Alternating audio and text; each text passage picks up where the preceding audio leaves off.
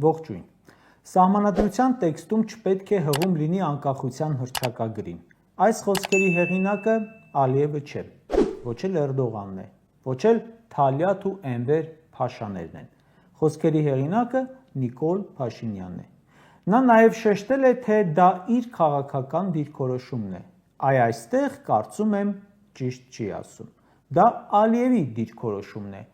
ու այդ դիրքորոշման փոխանցողը դու ես։ Սրանք ասում են, թե մենք ենք որոշում, դա մեր ներքին գործն է, բայց Նիկոլ Փաշինյանը առաջարկում է փոխել սահմանադրության հենց այն դրույթը, որը պահանջում է Ալիևը։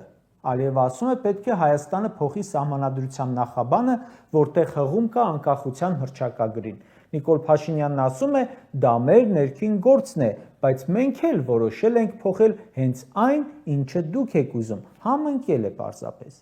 Այսինքն ոչ թե մեր ներքին գործն է սահմանադրության, որ դրույթը կփոխենք, այլ մեր ներքին գործն է, թե երբ փոխենք, որ ամսին փոխենք։ Այն հումորային տեսանյութի հերոսի նման Նիկոլն ասում է, տան տղամարդը ես եմ, ու ես եմ որոշում, սկզբում պիլեսոսը անել, նոր ամանները լվալ, թե ամանները լվալ, նոր պիլեսոսն անել, բայց որ դա է անելու, հաստատ է։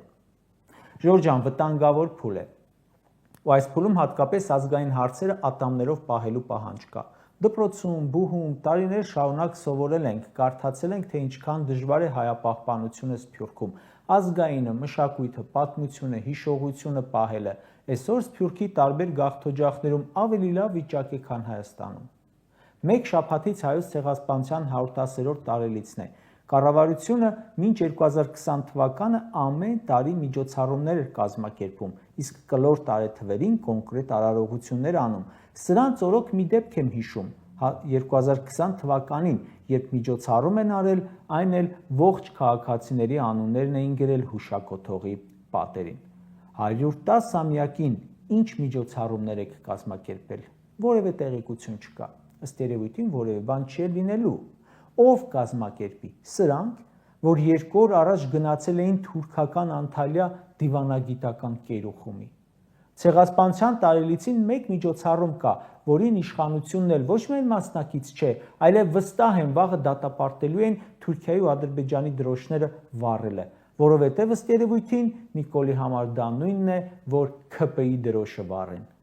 Միակ միջոցառումը ըստ էության լինելու է ջահերով երթը, որը համահայկական բնույթ է կրում։ Այս սա չեն կարող կասեցնել, դադարեցնել, դրա համար էլ լինելու է։ Կամ ով գիտի, կարող է մի օր էլ սա էլ արգելեն։ Ամեն տարի մասնակցում եմ ջահերով երթին ու ինձ համար ցավալի արձանագրում եմ արել, թե ինչպես են այսօր փոխվել կարգախոսները։ Տարբեր տարիների տարբեր կարգախոսներ են եղել, ճանաչման, հատուցման, բայց այս տարվա կարգախոսը Ժորժ ջան մի ուրացիրն է։ Ճանաչումը վերաբերում էր աշխարհին ու Թուրքիային, հատուցումը վերաբերում է Թուրքիային, բայց մի ուրացիրը ուղղված է Հայաստանի իշխանությանը։ Առաջին անգամ հայոց ցեղասպանության վերաբերյալ դատապարտող կոչեր են հնչում, որոնք ուղղված են ոչ թե աշխարհին, այլ Հայաստանի իշխանությանը։ Հայ ժողովուրդը Հայաստանի կառավարությունից պահանջում է չուրանալ հայոց ցեղասպանությունը։ Զավեշտ է, չէ՞։ Ժորժ ջան, սարսափելի է սա։ Երբ որևէ երկիր չի ճանաչում ցեղասպանությունը, դատապարտում ենք, բայց հասկանում ենք, որ իրենց շահերը այդպիսին են, թուրքերի հետ առևտուրն են գերադասում օրինակ։ Բայց երբ ցեղասպանության ենթարկված ժողովրդի կառավարությունն է ասում, ինձ ցեղասպանությունը չի հետաքրքրում, առևտուրն է հետաքրքրում, ուրեմն քո դատապարտող կոչերը արդեն իրեն են ուղղվում։ Տարիներ առաջ գործուղման էի Վրաստանում, ադրբեջանցիներ կային, որոնց հետ բանավեճի մեջ էի մտել ու պնդում էի, որ միևնույն է դատապարտումը գործնական բնույթ է կրելու։ Թուրքական պետությունը պատժվելու է ցեղասպանության համար, հատուցման ինչ-որ ձևեր լինելու է։ Հիմա ես ավելի շատ բանավեճ ունեմ արդեն ոչ թե թուրքերի ու ադրբեջանցիների հետ, այլ քաղաքացիական պայմանագրի իշխանության ու ասում եմ, ձեր քայլերը դատապարտվում են եւ պատժվելու եք։ Ձեր արածը Հայաստանի Հանրապետության քրեական օրենսգրքով նախատեսված արարք է։ Այն որ Նիկոլը ասում է, պետք է պարզենք ինչ է եղել եւ ինչ է եղել։ Այն որ Նիկոլենք ասում են, պետք է անուն ազգանուններով պարզենք, ով ինչից է մահացել։ Գուցե 1 միլիոն չեն քիչ են։ Այն որ Նիկոլը ՔՊ դպրոցում դասախոսություն է կարդում ու ոչ մի անգամ չի օգտագործում ցեղասպանություն բառը, այլ դրա փոխարեն ասում է դժբախտություն։ Այն որ Նիկոլը ասում է թուրքեր ջան, ինչ արել եք ջանդամը ձեզ, մոռանանք, թողնենք անցյալում անցնենք առաջ, մսով ճաշն է ավելի կարևոր, դա տեղավորվում է ուրացման, քրեական օրենսգրքում նսեմացման, արդարացման հոդվածի մեջ։ Սրանց ուրացման պատճառը նաև, որ մենք 2023 թվականին ցեղասպանություն ապրեցինք Արցախում, բնակչությանը իր հողից, արմատներից կտրել, գաղթեցնելը հենց ցեղասպանությունն է։ Այս տարի ջահերով երթին մասնակցումը նոր իմաստ է ստանում։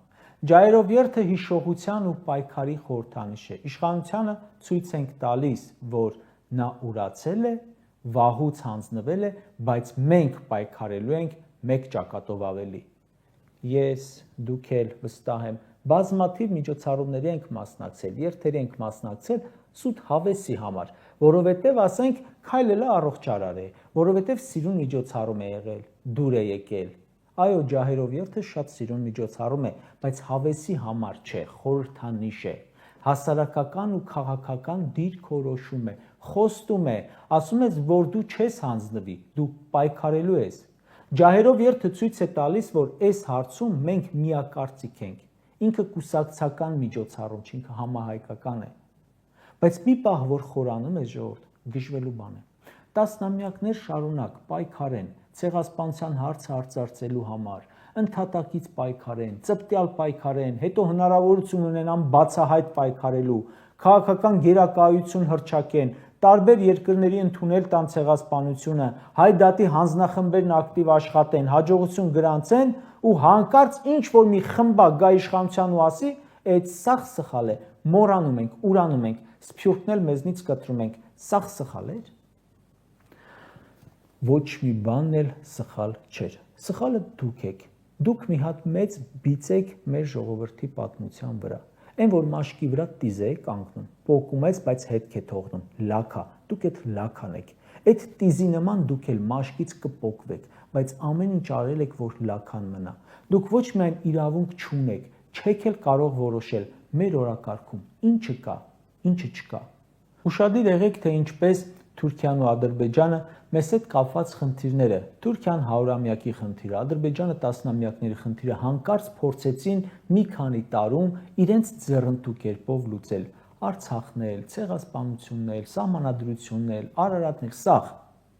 հազիվ իրենց երազած իշխանությունն են ստացել որպես նվեր։ Ու աբսուրդ է, որ այսքանը անողները ասում են ընդդիմության նպատակը Հայաստանի Հանրապետության անկախության չլինելն է, Հայաստանի Հանրապետության ինքնիշխանության չլինելն է եւ այլն եւ այլն։ Դուք հենց այս պահին դրանով եք զբաղված։ Նիկոլին ի պահ է տրվել ինքնիշխան տարածք, հանձնել է։ Նիկոլին ի պահ է տրվել պետություն, հանձնել է, հանձնում է, պատմական ժառանգությունը քանդում է, մի բան չի թողնում իրենից հետո, այն հարբած պահեստապետի նման, որ դատարկում է պահեստը սպիրտի համար։ Կարճ ասած։ Նիկոլն ասում է, Ղարաբաղյան շարժում Հայաստանում չի լինելու։ Ղարաբաղյան շարժմանը փաստացի հակադրում է ու ցույց է տալիս ակնհայտ թուրքական շարժման ընթացքը, իդեմս իր կուսակցության ու իշխանության։ Որ Ղարաբաղյան շարժումը մի հոգու որոշելիք չէ, 10 հոգու որոշելիք չէ, փաստ է։ Որ թուրքական շարժումը որոշել են մեր հարևանները եւ ի կատար է ածում Հայաստանի այսօրվա իշխանությունը, եւս փաստ է։ Հետևաբար, սա արհեստական օրակարգ է, որը մեր ազգի հետ որևէ կապ չունի, ի տարբերություն Ղարաբաղյան շարժման, որը անգամ սովետական իշխանությունը իր վերջին տարիներին չկարողացավ ոչ կպնել, ոչ կանխել, ոչ մարել։ Վստահ եմ, չի մարել ու վստահ եմ, չի էլ մարելու, չի էլ կանխվելու։ 100 հատ էլ Նիկոլ գնագա, մեր ժողովուրդը իր տունը, հողը, ջուրը, հայրենիքն է պահանջելու ու այդ պայքարը շարունակվելու է։ Իսկ այս թուրքական շարժումը կանխել է պետք։ Հիմա հարցերի հարցն է ամբողջ հայության համար. ով կկանգնեցնի թուրքական շարժումը Հայաստանում։